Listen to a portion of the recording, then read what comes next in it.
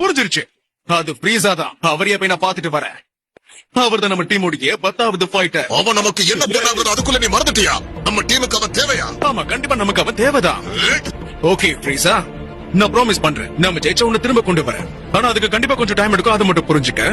பாரு கோஹான், நம்ம யூனிவர்ஸ் ஜெயிக்க வைக்கிறதுக்கு நாம 2 பேரும் ஒன்னா சேர்ந்து செயல்படணும். என்னோட மொத்த இலட்சியம் போயிடுச்சு. இதுக்கு போய் வருத்தப்படக்கூடாது, சீக்கிரமா சரியாயிடு. என்னோட சக்தியை உனக்கு கொடுத்திருக்கேன், ஆனா அது ரொம்ப கம்மிதான். ஆனா உனக்கு இது போதும். அடி வாங்கி படுத்து கிடந்த முன்னால நகர முடியும்.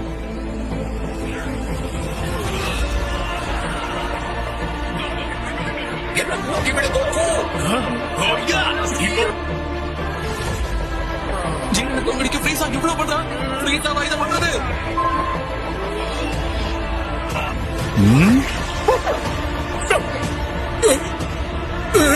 இது உனக்காக நான் வீரஸ் கொடுக்கிற ஒரு சின்ன கிஃப்ட் தான்.